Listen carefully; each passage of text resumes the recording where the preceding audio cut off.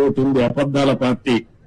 ఆ పార్టీనే అబద్దాల ఫ్యాక్టరీ. అది వాళ్ళ కడుపు అంతా అబద్దాలు అంటే పొట్ట నిండా అబద్దాలు తప్ప ఏమీ ఉండవు వాళ్ళకి. వాళ్ళు చెప్తున్నారు ఎప్పుడో వీళ్ళకి కల వచ్చిందంట, నేను ఒప్పుకున్నానంట ప్రైవేటైజ్ చేయడానికి. ఎన్నోసార్లు చెప్పా, తెలుగు వారి ఆత్మగౌరవం కోసం పోరాడినటువంటి ఫ్యాక్టరీ ఇది. ఆంధ్ర తెలంగాణ ఉంటే విశాఖ ఆంధ్రుల హక్కుని ప్రాణత్యాగాలు చేసి ఆందోళన చేసి ఈ ఫ్యాక్టరీని సాధించుకున్నాం. ఆ తర్వాత ఇది ప్రైవేటైజ్ చేస్తామన్నప్పుడు వాజ్పేయి గారి గవర్నమెంట్ లో నేను గట్టిగా ఫైట్ చేసి ప్రైవేటైజ్ చేయకుండా కేంద్రం ఆర్థిక సహాయం చేసి ఈ ఫ్యాక్టరీని కాపాడుకున్నాం. ఇప్పుడు కూడా ఏ విధంగా కాపాడుకునే బాధ్యత తీసుకొస్తాం.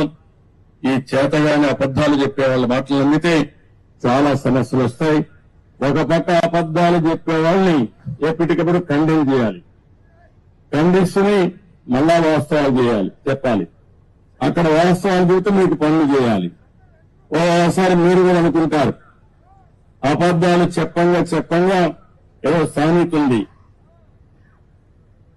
కుక్క పిల్లని తీసుకుపోతాం, గొర్రె పిల్లని తీసుకుపోతా ఉంటే ప్రతి ఒక్కరు కనపడిన వాళ్ళందరూ ఏంట్రా ఎవరోడా నువ్వు, ఇదేంటిది కుక్క పిల్లని తీసుకుపోతాను అంటే ఒకటి చెప్తే నేను తెలివైన వాడిని, అది గొర్రె పిల్ల అన్నాడు.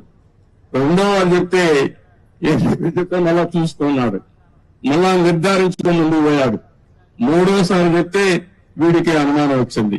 నాలుగోసారి అంటే ఇది కుక్క పిల్లలుగా పారేసి వెళ్ళిపోతాడు.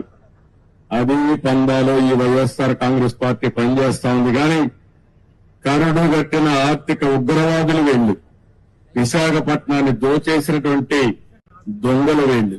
వీళ్ళు వదిలిపెట్టే సమస్య ఉండదు. ఏం భయపడవలసిన అవసరం లేదు. మీ మనోభావాలకు అనుగుణంగా పనిచేస్తాం. నేను ఏదైతే హామీ ఇచ్చాను సూపర్ 6 అవన్నీ చేపిస్తాం. అది చేయించడమే కాదు, ప్రతి ఒక్క కుటుంబానికి నేను అండగా ఉంటా. చేయించే బాధ్యత నాది. ఇప్పటికే మీరు చూశారు, 30 రోజులు కూడా కాలేదు. వచ్చిన వెంటనే నేను చెప్పిన ప్రకారం పింఛన్లు పెంచాం.